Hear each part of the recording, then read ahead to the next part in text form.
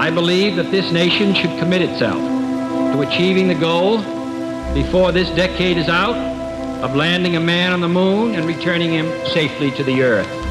Picking up some dust. In the 1960s, an impossible dream came true when human beings walked on another world. The Eagle has landed. In all, 24 Americans went to the moon. But it took an unseen army of over 400,000 engineers and technicians to make it possible. This is the story of the men and women who built the machines that took us to the moon.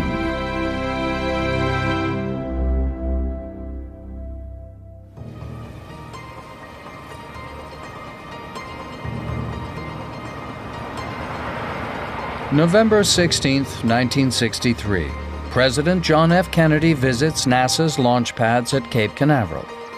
But while the president was focused on landing a man on the moon, his chief rocket designer, Wernher von Braun, was already thinking about what the astronauts would do once they got there. Wernher von Braun had dreams. He was very vocal. He certainly popularized the whole notion of space. And so he not only was the technical expert in the big rockets, he was the inspiration for a lot of the things that followed. Dr. von Braun was looking toward the future, setting up lunar bases on the moon, doing an extensive exploration program of the moon. For von Braun, the moon was not just a target to be reached, it was a world to be explored. But he knew an astronaut wouldn't be able to go very far on foot. So von Braun called for a lunar vehicle to allow astronauts to range freely across the moon's surface. Auto engineers like Sam Romano were quick to respond. There were quite a few people interested, quite a few companies interested. My feeling then, I was working for General Motors, and they were very good to me. They had a very nice environment to work in. So I said, my goodness, if there's going to be a vehicle on the moon, it's going to be a General Motors vehicle, and I'm going to make sure that happens. Across America, engineering companies rose to von Braun's challenge with a variety of designs. Some looked more like farm equipment than space hardware. The wheels sometimes range from 5 or 6 foot tall up to 10 or 12 foot tall. Different wheel designs, as well as different cab designs, but it basically gave the people a kind of a belief that you could indeed put together systems and have mobility on the moon. But the truth was, that confidence was not well grounded, because no one really knew what the surface of the moon was like, and many suspected that it wouldn't be a surface you could easily drive across with wheels. A fact that Sam Romano's colleague, Ferenc Pavliks, was only too aware of. There were some scientists who postulated that the moon is covered with a thick layer of very loose, dust-like material. So anything you put on it is going to sink. In the absence of any hard facts about the lunar surface, Sam and Ferenc began experimenting in their lab. When you do some experiments with locomotion in terrain that you're unfamiliar with, you usually develop it in something called a soil bin. Now, a soil bin is to vehicle engineers what a wind tunnel is to aeronautical engineers.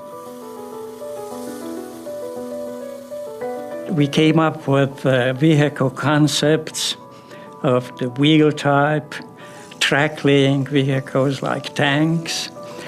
We even looked at an Archimedean screw in case everything's submerged under the surface, it can borrow itself through the loose material. These tests showed that the kind of vehicle they needed would be entirely determined by what kind of surface the moon had. But the answer to this question lay out of reach of even the most powerful telescope. NASA needed a closer look.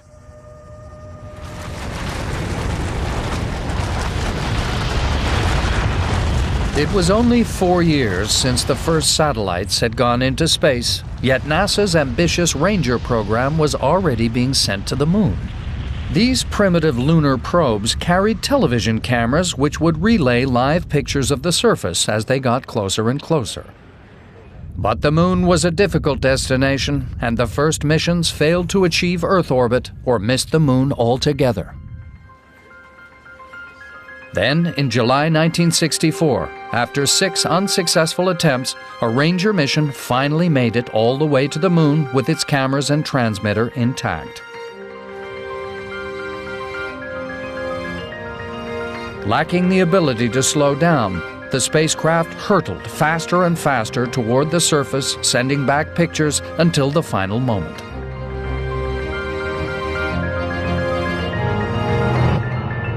But those last few seconds of flight brought the Moon closer than ever before.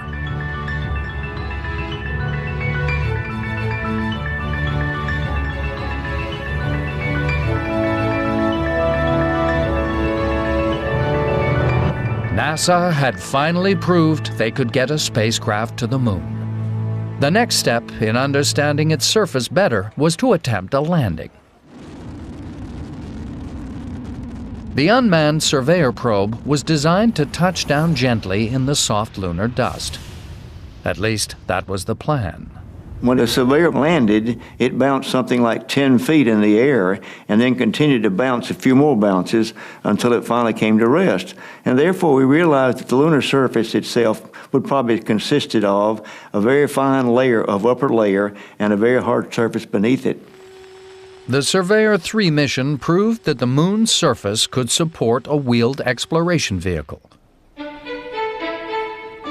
Armed with these first direct measurements from the lunar surface, Ferenc Pavliks began locomotion tests on Earth. We knew from the surveyor testing, wind-blown sand is very similar to what the lunar surface is covered with. And that's why we selected this sand dune area.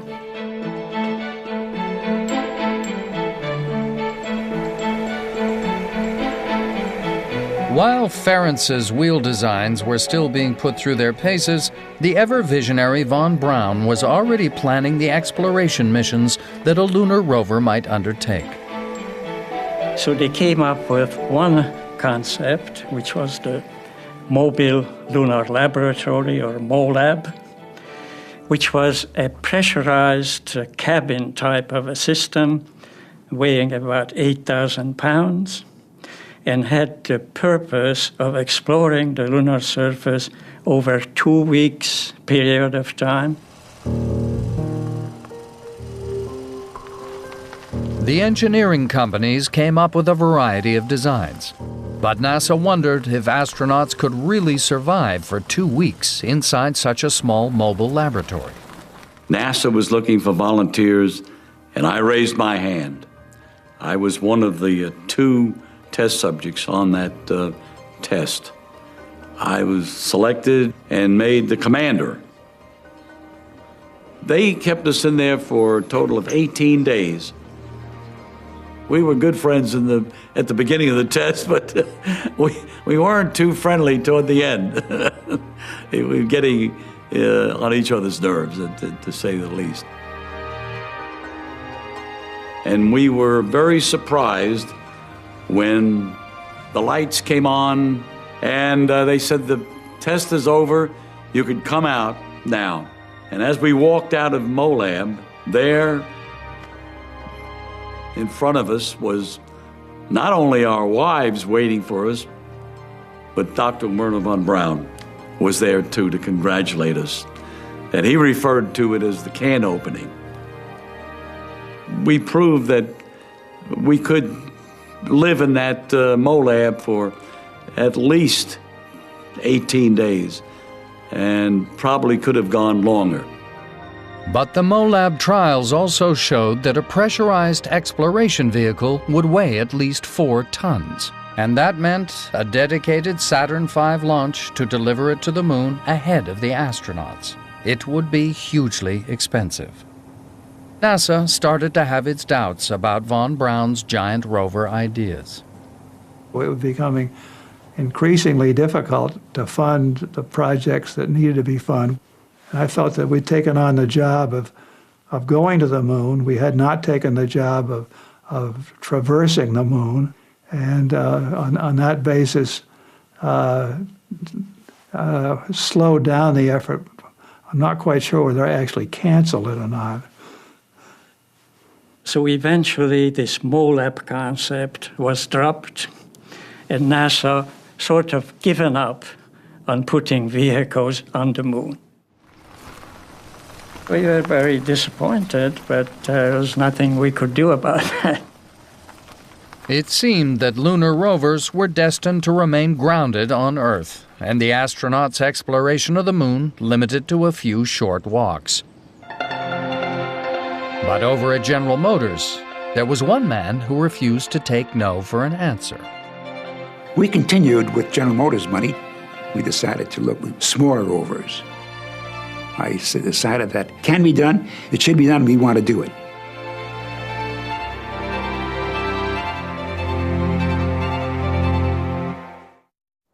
We packed our bags and went to NASA headquarters, and we said, do you have any space for a rover? The lunar module Eastern stage had a triangular bay which was where they had instruments. And they said, well, that one triangular bay will not be used, so if you can fit a vehicle in this triangular bay, we might think about going again with a rover. So I said, my God, you want us to put a rover in a big piece of pie? This piece of pie was a space to the right and below the lunar module's hatch. It was just 5 feet tall, 5 feet wide, and 5 feet deep. Not much bigger than the trunk of a station wagon. So I called my very best engineer, Ferenc Pavlik, and said, Ferenc, here's what we have to work with. See what you can do. Sure enough, in less than a month, he had come up with a configuration that was very unique.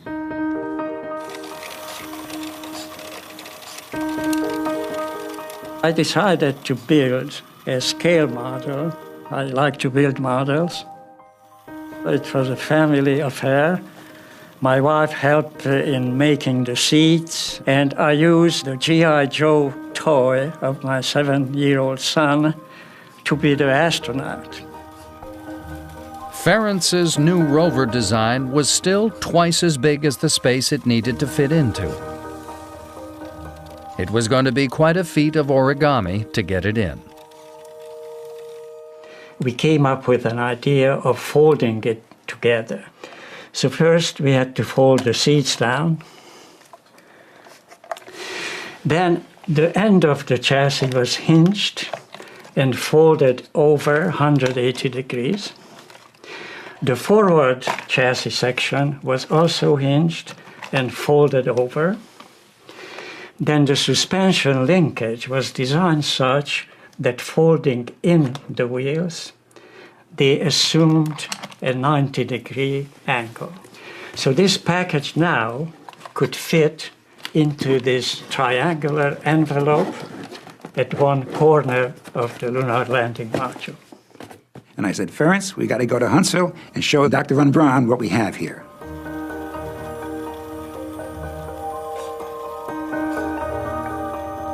So we proceeded to his office. Knocked on the door, opened it. And I guided this little model into his office.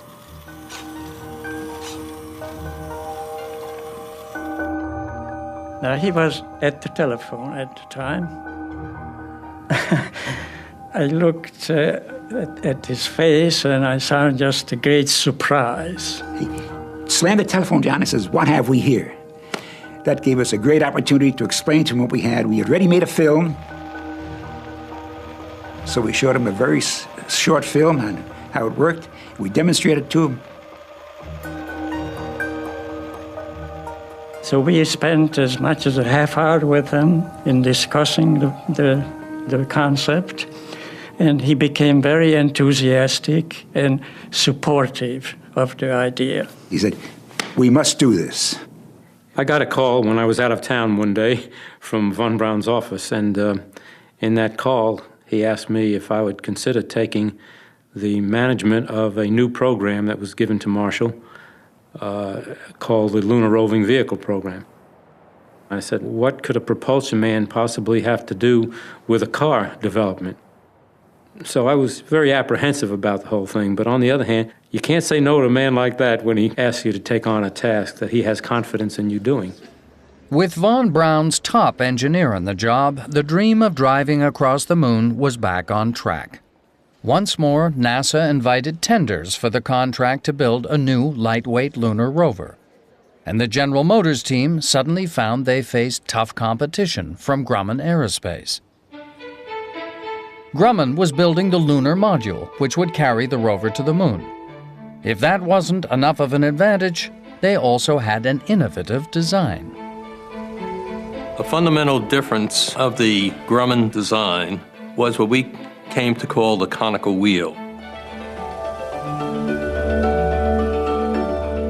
The cone shape itself did not permit dust and dirt and stones to anyway contaminate the operation of the wheel. It was highly innovative, and we were very proud of it.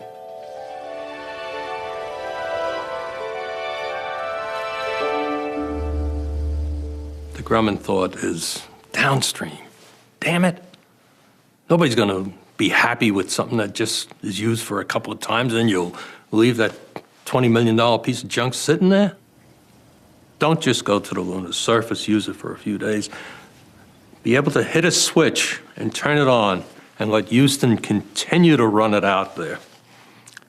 I mean, go down some craters you wouldn't have the guts to go down if it was manned. Grumman's robotic rover was a strong contender. But was it enough to keep them in the running? In the end, it boiled down to the deployment of the vehicle. General Motors did an outstanding job of being able to deploy that very, very easily. First of all, you unfold it out. General Motors' folding rover won the day. In July 1969, the contract to build the lunar vehicle was awarded to the team led by Sam Romano and Ferenc Pavliks. They were both pretty outstanding individuals. They had this creativity and they had this air about them of confidence, and they made you feel like this product was ready to roll out the line right now. When Ferenc showed me the solution he had, I was quite amazed. I said, Ferenc, I knew you could do it, and you did it. Good work, Ferenc.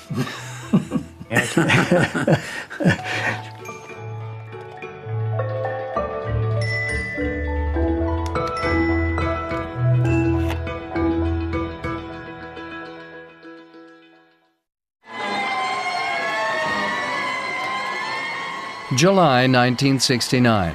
The crew of Apollo 11 has returned, the first men to walk on the moon. Around the world, crowds celebrate their achievement. But for a small group of automobile engineers, there was something else to celebrate: the chance to build a lunar rover. We were celebrating the winning of the contract, but now we had to get down to work, and we had many, many challenges to overcome. One was the timing. We had 17 months to be ready for the Apollo 15 flight. To help them deliver the rover in time, General Motors had teamed up with the giant aerospace company, Boeing. But even their rover project manager, Gene Cowart, thought the deadline was a little tight. I really wondered about the length of time that we're given to do it, but I was told to make it happen as far as the engineering went, and that's what we did, night and day, it seemed like.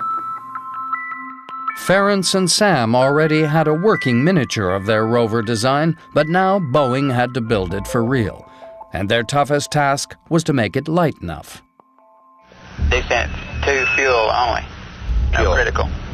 He didn't want to say critical. Every extra pound on the rover meant the LEM would burn more fuel as it descended to the moon. From now on will be fuel. Now the LEM, when it comes down over the moon, does not immediately just sit down. It hovers over the moon. It has to be able to traverse, looking for a place to land. 60 seconds. 60 seconds. Each pound on the rover costs about 1/10 of a second in hover time. 30 seconds. 30 seconds. Now, this is important because the more weight they have to carry, means that they're going to expend more fuel hovering. Contact light. Apollo 11 had landed with only seconds of fuel remaining. It was clearly vital that the rover be as light as possible. We copy you down, Eagle. The original goal was to have a rover that weighed 400 pounds. That meant that everything, we were counting ounces and tenths of ounces during the development program, because realize now the rover was an add-on to the basic lunar module. And there were other challenges emerging as the first humans to walk on the moon returned with direct accounts of what the lunar dust was really like. It was more daunting news for the rover designers. The astronauts quickly learned that the dust adhered to everything they touched. But it was a verbal description. We weren't sure what a wheel would do in it. A novel kind of extraterrestrial tire was needed. The engineers had to reinvent the wheel. We knew we couldn't use rubber tires because there's no atmosphere up there, and the rubber, it gets very hot and very cold. And secondly, if you had a flat, you were really in very bad shape. You couldn't get back. So we began looking at metal-type wheels. And we decided that we need to develop a metal wheel that was an analog of a tire. That is, it had the same characteristics of a tire. So we made a wire mesh and a cylinder. Then you take the ends of the cylinder and bring them around, you find that it becomes a wheel. The outer surface was woven piano wire, hand woven. The design of the mesh was such that when the wheel touched the surface, it could pick up soil.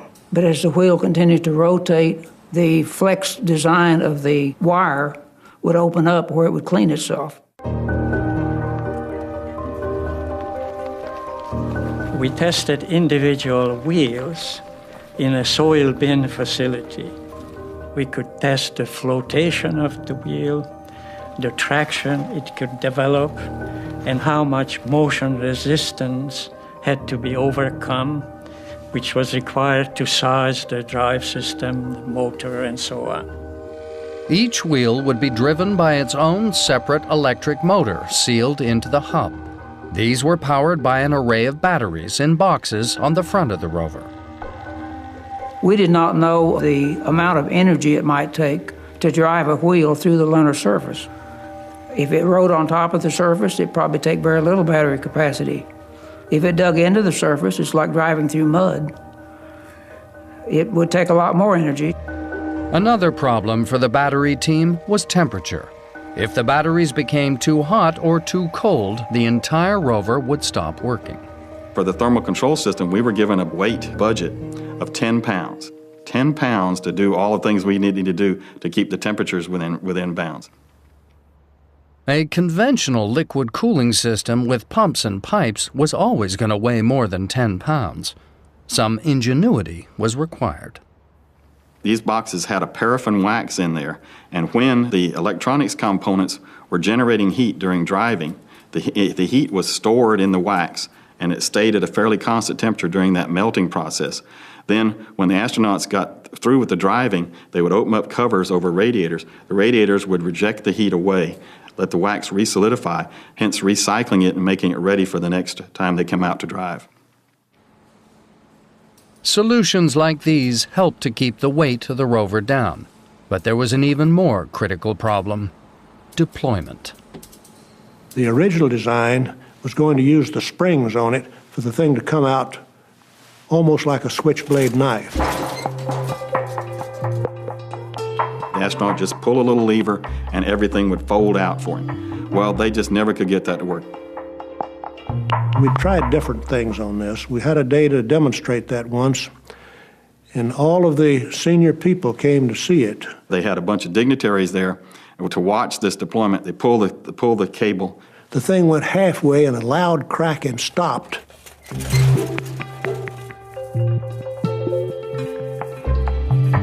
This gentleman who had very good English but a German accent, I remember saying, "We will fix this."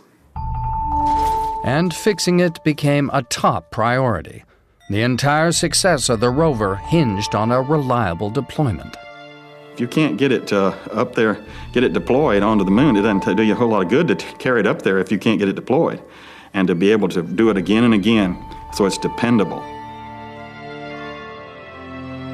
The team then set about working long midnight hours and working to a process, developing a more phased deployment of the rover from that stowed-up, folded configuration to get it out onto the moon in a dependable way. We had to minimize the amount of work the astronauts had to do. And eventually we ended up with spring-loaded joints, which had to be released, and the spring automatically opened up.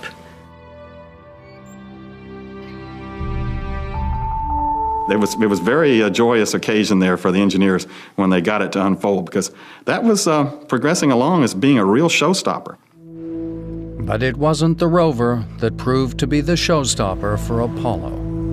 On the 14th of April, 1970, the world woke up to the news that there'd been an explosion on board the Apollo 13 spacecraft.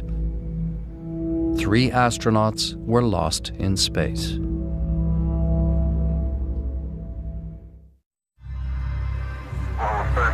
Apollo 13, this is recovery, over.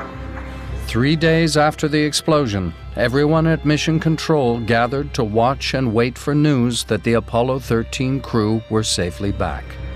Odyssey Houston, standing by, over. Odyssey Houston, we show you on the mains. It really looks great. Extremely loud applause as Apollo 13 on the main chute comes through loud and clear on the television display here. It was close. It was very close. So it's a real tribute to the whole system that they got out of that. Apollo 13 had shown the world just how dangerous flying to the moon could be. The only justification for further missions was their scientific value. Now scientists, geologists, were interested in areas farther away, like a canyon or a big crater or a foot of a mountain. And that could be done only with a roving vehicle. It was the availability of the rover and the scientific exploration it promised that sent men back to the moon.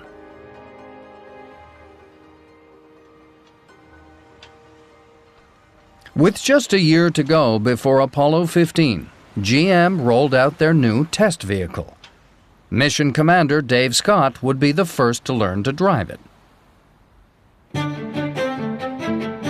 The engineers called it their 1G trainer because it had been built to operate in Earth's as opposed to lunar gravity. 1G trainer was the apple of my eye. It was a real great machine. Trainer was to be used to train the astronauts to drive the vehicle. So this vehicle had to have the same configuration, the same performance as the rover.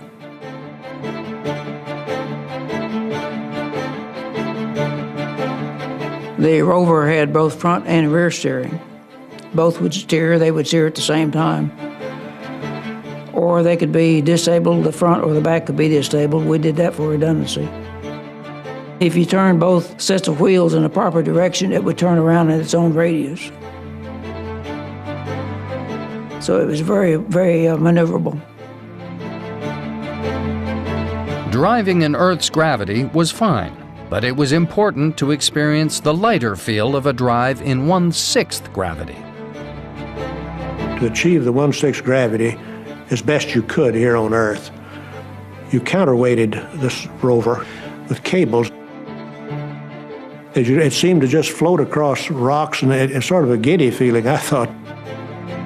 Well, you should have felt a heavy shock. It didn't. It just sort of went right over it with no particular problem. It was very strange to be suspended like that.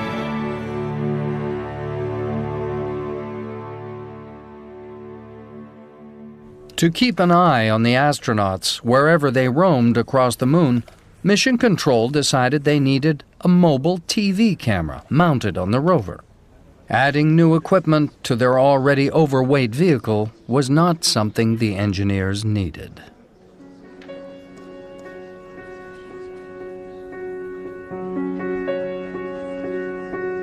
It was very difficult, stressful time. We worked late hours. We worked probably 16, 17 hours a day, and mostly Saturdays and sometimes Sundays.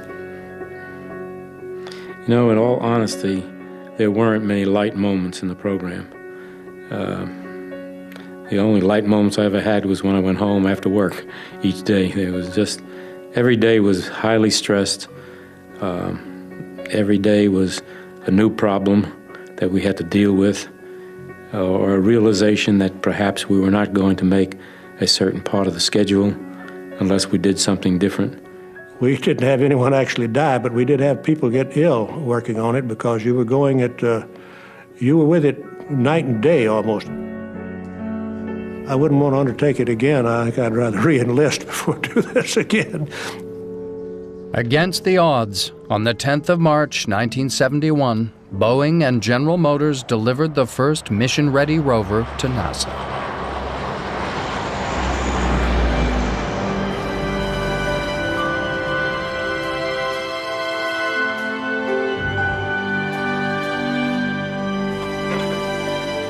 It had taken 17 months of intense development. We were elated that the system was ready for the deadline. And so it was a big occasion. We were extremely happy that we made it just by a day or two ahead of schedule. It was a great occasion to deliver the first vehicle for Apollo 15. Out of sight and contact, stowed on board the LEM at the top of the Saturn V rocket, the engineers had no way of monitoring their rover. There was nothing left to do but cross their fingers and await the adventure that was about to unfold. The day of the launch of the Apollo 15 was a very exciting day for me. As a matter of fact, my wife Margaret and I were also at the Cape and witnessing the launch. In a roar, a tremendous roar. I remember we were not no more than several thousand yards from the launch. And the roar of the Saturn V actually made my chest vibrate. I felt the pounding on my chest. And I said, my God, this is exciting.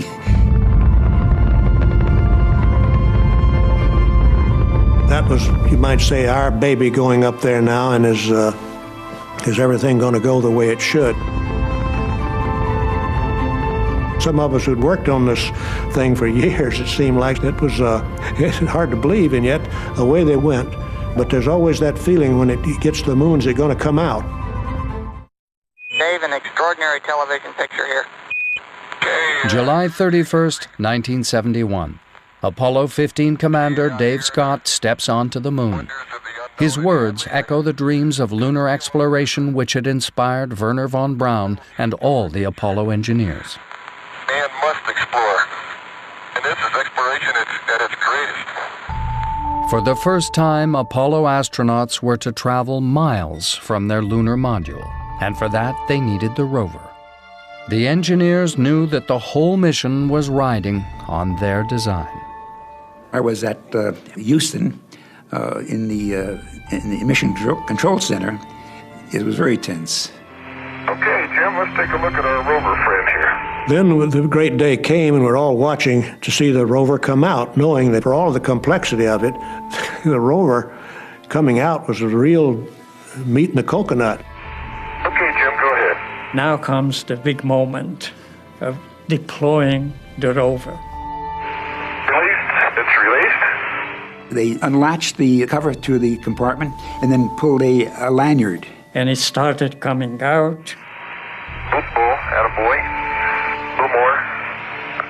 Keep it taut. The wheels flung open. Great elation on our part. It's coming out. And then the next step of the deployment, successful. That looks good. Finally, the whole vehicle was on the surface. Man, this thing's nice and light. So far, so good. But as Dave Scott and Jim Irwin began to check the rover's systems, they made a discovery that dismayed everyone at Mission Control. I don't get much out of turning the Okay, Dave. Well, lo and behold, Dave Scott calls back and says, hey, the front wheel steering is not working. Negative. I don't have any front steering, Joe. We thought, there goes 17 months down the drain. Still no forward steering, Joe. Roger. Got another suggestion? I was sitting in the Mission Control Center in the 3rd row. Dr. von Braun was in the 5th row.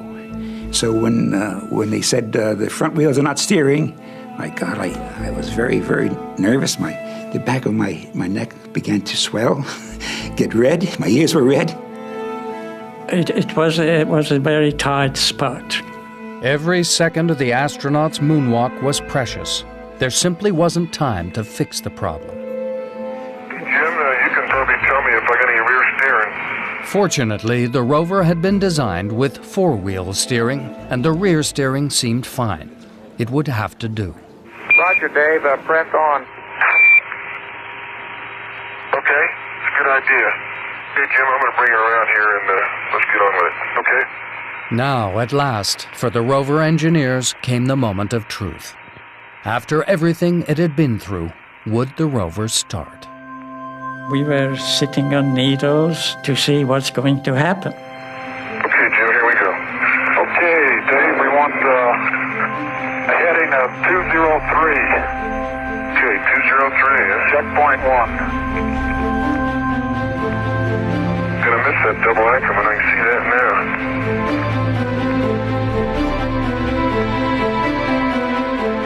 Okay, we're moving forward, Joe. Roger. Ooh, hang on. It had been just 10 years since the first human spaceflight, and now 2 astronauts were driving on another world. Man, this is really a rock and rollin' ride, isn't it? Never been on a ride like this before. Oh, boy. I'm glad they got this great suspension system on this thing. Boy.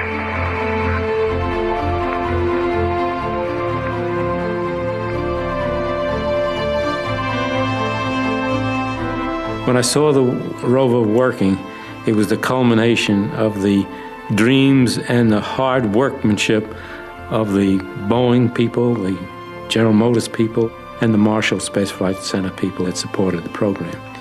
And it was an awesome feeling to see that, and such a wonderful feeling, and so much relief that indeed we pulled it off. It happened. It was like winning a football game in the last 10 seconds. Oh, this is really a sporty driving course. Man, oh man, what a Grand Prix this is. It was the farthest any astronaut had ventured from the relative safety of the lunar module.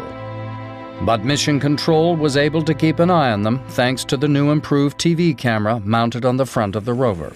Hey, Joe, the AGC says you ought to have a picture. We've got a beautiful picture. Flight Director Ed Fendel was operating it remotely.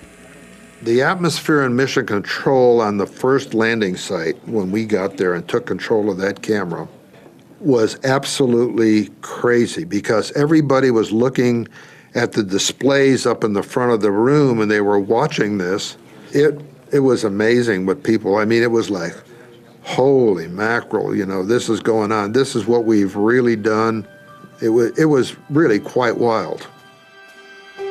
For 3 days, the rover carried Dave Scott and Jim Irwin over 17 miles across the plains of Hadley on the most extraordinary geological field trip of all time.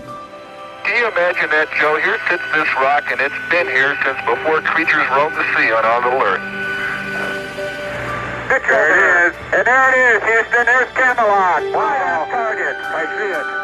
2 more rovers were flown to the moon on board the last Apollo missions, 16 and 17. In April 1972, the second rover transported explorers Charlie Duke and John Young across the Descartes Highlands. That's 20 pounds of rocks. Oh, Tony, it's got some beautiful crystals in it, though. They brought back 200 pounds of rock samples, which revolutionized our understanding of the moon's geology. And in December 1972, the third rover took Gene Cernan and geologist Jack Schmidt deep into the volcanic Taurus Littrow Valley. Orange soil. It's all over. Orange. Together, the three vehicles carried their crews safely across more than 56 miles of rugged lunar terrain. The discoveries they made helped scientists to reconstruct the earliest history of our Earth and its moon. And thanks to the mobile camera on the rover, as the astronauts climbed the mountains of the moon and traversed its plains, the rest of the world was able to explore along with them. So the people here on Earth really were part of this mission. And I think it enhanced the whole human experience because, we did do this, in a sense, for mankind. It was an astonishing achievement of mankind. By the end of Apollo 17, Ed Fendell had captured over 50 hours of live TV from the surface of the moon. He now had one last chance to film something he'd been unsuccessfully trying to capture since Apollo 15, a lunar liftoff. The 6-second delay between pressing the buttons at Mission Control and seeing the results on his screen made this a difficult task. On Apollo 15, we had some motor problems with the camera system. What a ride, what a ride. On Apollo 16, the lunar module flew out of the picture. On Apollo 17, what I was watching to get those pictures was a sheet of paper.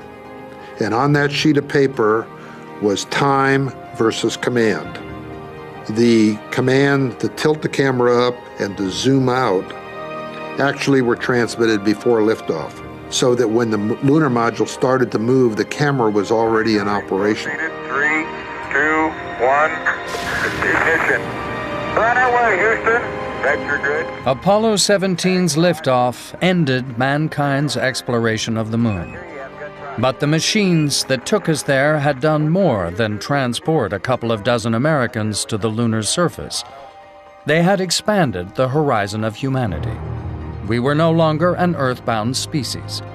It was a profound step in the evolution of the human race.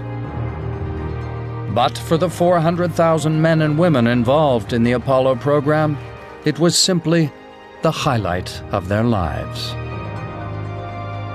Well, occasionally when I look at the moon, I can see 3 places where the rovers exist.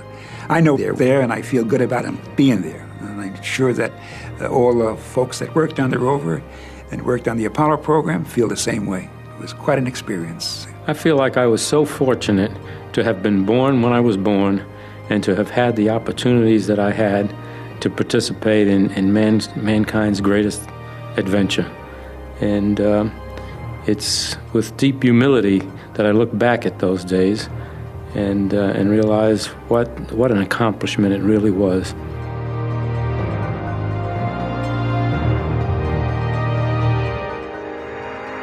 And as we leave the moon, and we leave as we came, and God willing, as we shall return with peace